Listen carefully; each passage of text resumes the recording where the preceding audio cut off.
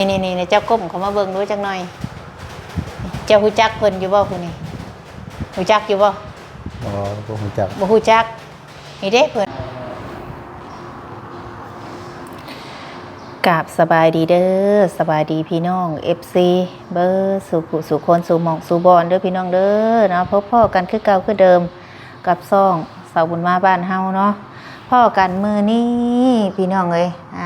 ทางสาวบุญกะบ่มีหยังหลายดอกพี่น้องออกมานั่งอัดคลิปอยู่เฮือนคือเก่าเนาะมื้อนี้ก็ว่าสิออกไปข้างนอกมื้อนี้ก็เลยว่าออกมานั่งอัดคลิปว่า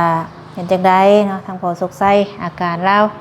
ดีขึ้นหลายพี่น้องเมื่อกี้นี่ก็ล้างเพล้างหยังเนาะตื่นมาก็กินข้าว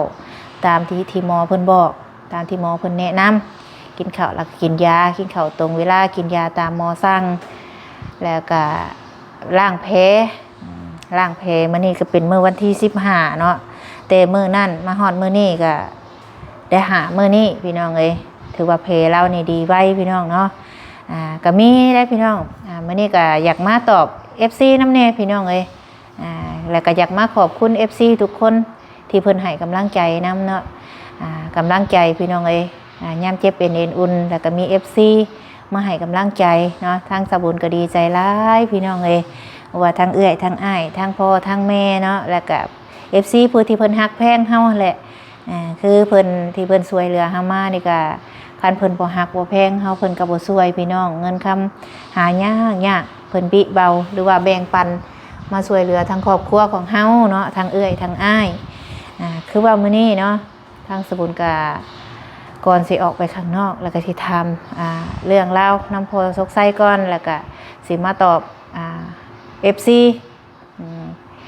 แล้วก็เพิ่นถามมาแบบใดก็สิตอบไปแบบนั้นแหละพี่น้องเอ้ยเพิ่นว่าแล้วก็ FC เพิ่นถามมาว่าเป็นหยังพี่น้องทั้งฝั่งลาวเฮาเป็นหยังคือว่ามักไปรักษาอยู่ฝั่งไทยแท้เพิ่นก็ถามมาว่าหมอนี่รักษาดีบ่หรือว่าหมอใจดีบ่นะเพิ่นก็ถามมาเนาะถ้าไม่ตาม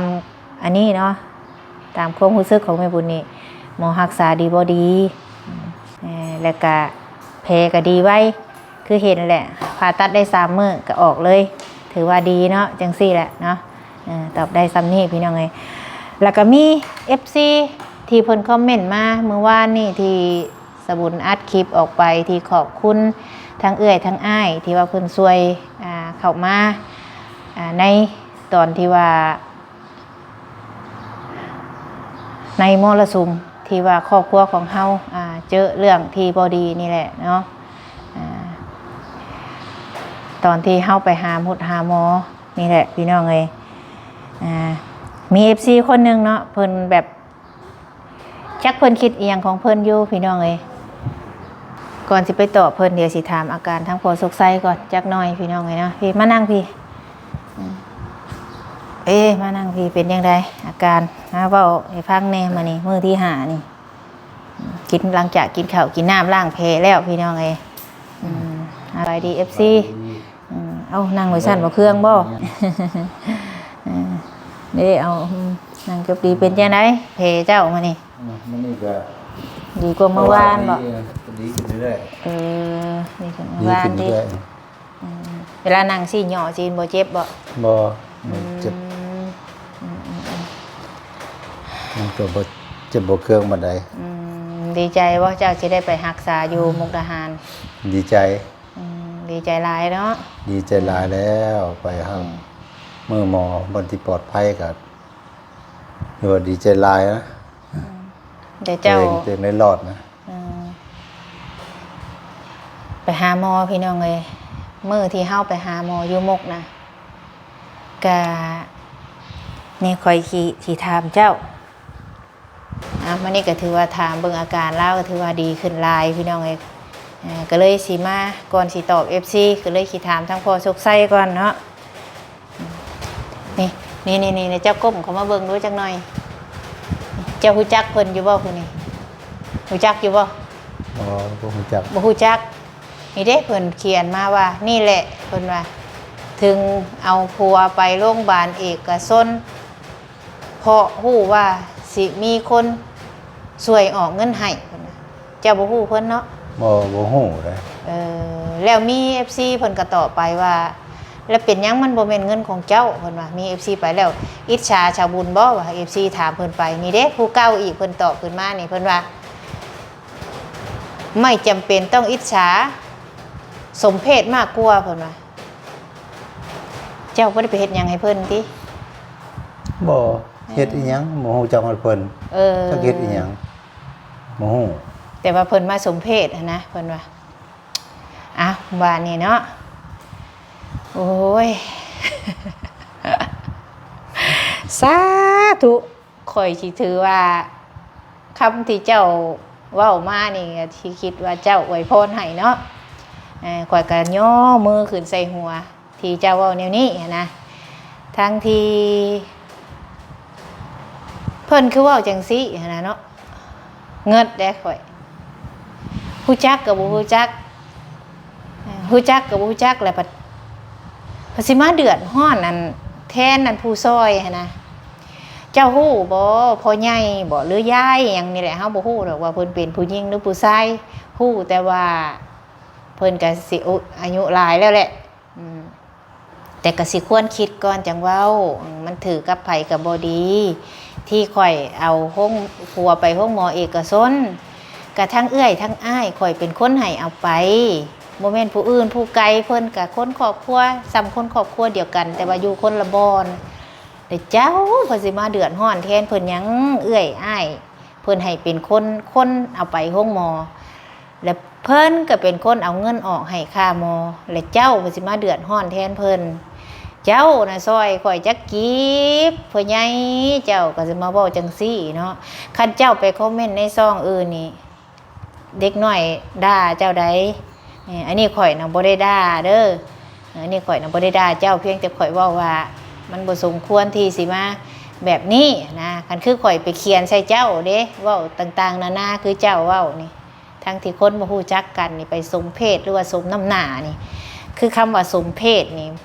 บ้านข่อยนี่ความหมายคือว่าสมน้ำหน้าเนาะคือเพศเนี่ยบ้านเฮาก็สิตีความหมายว่าสมน้ำหน้านะทั้งที่เฮานี่บ่ฮู้จักกันมาก่อนและผู้ที่ช่วยก็เป็นเอื้อยอ้ายของข่อยแล้วก็แม่ฮักของข่อยพ่อฮักของข่อยแล้วก็เอื้อยอ้ายข่อยกับเพิ่นซ้ำคนครอบครัวเดียวกันเพิ่นช่วยเหลือครอบครัวข่อยแล้วเจ้าสิมาเดือดร้อนหยังทั้งที่บาท1กีบนึงเจ้าก็บ่ได้ออกซอยนะพ่อใหญ่เอ้ยเฒ่าแล้วก็ฟังธรรมะธรรมูแหน่สิมาหาอันมาเว้าให้ลูกให้หลานหลายแนวใดลูกหลานสินับถือนั่นเจ้าก็ควรสิให้กำลังใจลูกหลานคนอื่นน่ะเขาให้กำลังใจข่อยโอ้ยสู้เด้อสบุญเอ้ยผู้เพิ่นรุ่นแม่เพิ่นก็สู้เด้อลูกเอ้ยแม่ให้กำลังใจทุกคนมันมีเจ็บเป็นเอ็นอุ่นทั้งสบุญก็บ่คิดจะออกมาเว้าดอกบ่ได้เครียดบ่ได้ให้เพียงแต่อยากเว้าซื่อๆว่าเฮาไปเฮ็ดหยังให้เจ้าหั่นนะทั้งที่เราเนี่ยก็บ่ได้เฮ็ดหยังเราก็อยู่ให้อยู่นะน้ำขอบน้ำครัวแล้วเจ็บเป็นได้เอื้อยอ้ายเพิ่นมาช่วยเจ้าผัดมาว่าอยากมาสมเพศผู้ที่เพิ่นอีตนเนาะเพิ่นก็มาตอบให้ได้เพิ่นตอบแทนสบุญนะอยู่ในคอมเมนต์นี่ว่ามันเป็นเงินเจ้าบ่เพิ่นช่วยไปเจ้าเงินเจ้าตี้เพิ่นช่วยเนาะอันนี้ทั้งสบุญก็ขอบคุณที่ผู้ที่เพิ่นมาตอบแทนสบุญแล้วก็นี่แหละผู้ที่เพิ่นหักสบุญเนาะสบายดีป้าลุงในโลกเมืองสบายดีป้าลุง นั่งลงลูกนั่งลงจบดีเดี๋ยวลูกไปยับไปพูดไปเดี๋ยวแม่เอ้าไปลูกคนละเมื่อยนำเนาะอย่าหาว่าไปตัวทีบเด้อพ่อใหญ่เด้อหรือว่ายายบอกหรือพ่อใหญ่นี่ข่อยกับบ่ฮู้ดอกเจ้าก็สิเว้าไปมั่วหลายมันสิ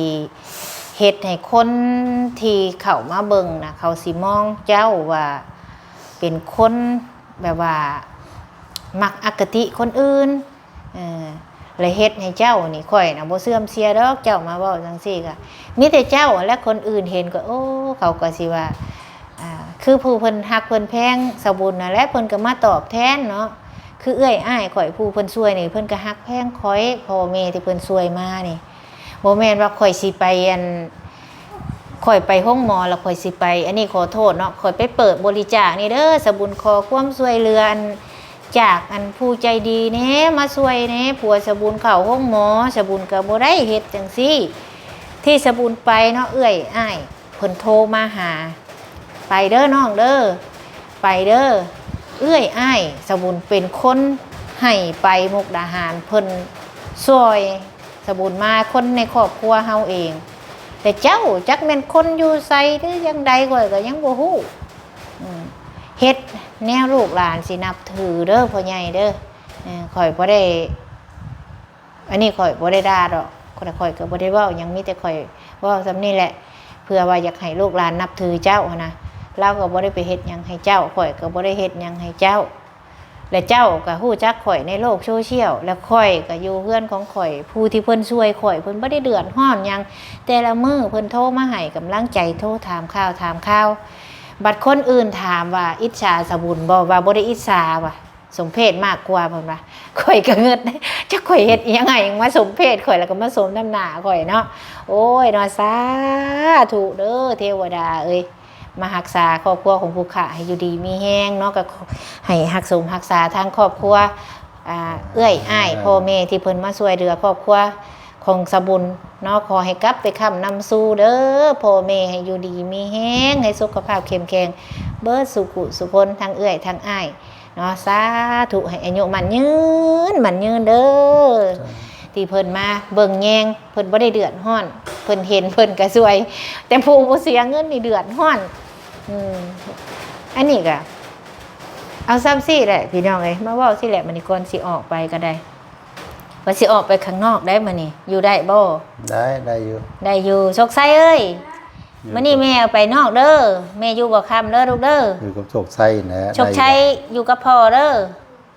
มันอยากข้าวกินเด้อแม่ทอดไข่ไว้เด้อลูกเด้อโดยเนี่ยนะว่ามันอยู่กับพ่อเพิ่นจักสิว่าจังใดขึ้นนะจังซี่แหละพี่น้องไอ้คนเฮาเนาะคือเพิ่นว่าแหละกับบ่ได้เครียดบ่ได้แค้นบ่ได้ถือสาเพียงแต่เฮาอยากเว้าซื่อๆว่ามันเป็นอีหยังนะก็เลยว่าก็ถือว่าก็แม่นว่าคำติชมก็เฮาก็เลยอยากติชมเพิ่นไปนำกันนะเฮาก็เลยอยากออกมาเว้านะเฮาก็บ่ได้หยังดอกบ่ได้ถือบ่ได้สาดอกก็อยากเว้าเนาะขอบใจหลายๆที่ว่าเพิ่นเข้ามาคอมเมนต์แล้วก็เข้ามาเบิ่งเนาะการว่าสร้างสบุญก็เทื่อหน้าก็บ่เข้ามาเบิ่งก็ได้บ่ได้ว่าดอกเจ้าผู้เดียวหาคือเพิ่นว่าแหละผู้ฮักโทเพนนางผู้สร้างโทเพนศาสตร์เพิ่นว่าสิให้คนร้อยพ่อพันแม่มาฮักเฮาผู้เดียวก็บ่ได้เนาะเรื่องคนเนี่ยฮักไผฮักมันข่อยฮักผู้นี้เจ้าฮักผู้นี้มันสิเป็นไปบ่ได้ดอกสบุญก็บ่ได้ว่าให้เพิ่นมาฮักในครอบครัวสบุญดอกแต่ผู้เพิ่นฮักข่อยก็มีเนาะคือเจ้านี่สร้างข่อยก็สร้างไปแต่คือเอื้อยอ้ายข่อยนี่เพิ่นก็ฮักข่อยหรือพ่อแม่ผู้ที่เพิ่นให้ข่อยมาแหละเพิ่นก็สิฮักของเพิ่นจังช่วยข่อยก็ถือว่าสาธุบุญกุศลในเพิ่นที่มาช่วยเฮาก็ให้กลับไปค้ำนำสู่ให้สุขภาพร่างกายแข็งแรงเบิดสุขสุขคนเนาะก็ประมาณนี้พี่น้องเอ้ยมื้อนี้ก็ว่าสิออกไปข้างนอกเนี่ยอยู่ได้เนาะบ่ได้เจ็บบ่ได้หยังเนาะได้นั่งสิเด้มันบ่ได้นั่นบ่เป็นเนาะเฮ้ยเนาะแต่อย่าคัวพี่น้องเอ้ยใส่เบิ่งอ้ายเอ้ยนายลูกชายพี่น้องไปนอนน้าเมื่อคืนนี่หากลับมาแต่ก็สิพาลูกออกไปเพิ่นครัวมีหยังกันนี่แหละลูกหลานเขาอยู่เฮือนอยู่ซ่านอยู่เด้อได้ดอกออกไปก่อนคันสิเฝ้ากันอยู่นี่ก็บ่ได้กินหยังได้พี่น้องเอ้ยแล้วพอย่างได้ไปเป็นเลยก็เฮ็ดกินเฮ็ดหยังไว้ให้เราเลยก็กินมีบ่ยากินตอนเที่ยงนี่ตอนเที่ยงนี่มีบ่มีมีแต่ช่วงแรงเช้าจักมื้อเพิ่นให้ยาบ่ได้นับเบิ่ง10มื้อบ่เพิ่นให้กินยาก็กินมาเช้านึงกินมาวานนี้กับมื้อนี้หาก็กิน2มื้อแต่ละอย่างเช้านึงแรงนึงหาก็กินได้2มื้อแรงมื้อมาฮอดเฮือนนั่นเจ้ากินบ่มื้อทำอิฐน่ะมื้อที่เฮามาเฮือนน่ะตอนแรงมาหั่นเจ้ากินอยู่บ่ยากินหาก็กิน2วานนี้เบิดมื้อกับมื้อนี้กับมื้อมาทำอิฐน่ะเราก็กินลงไปเทื่อนึงเนาะ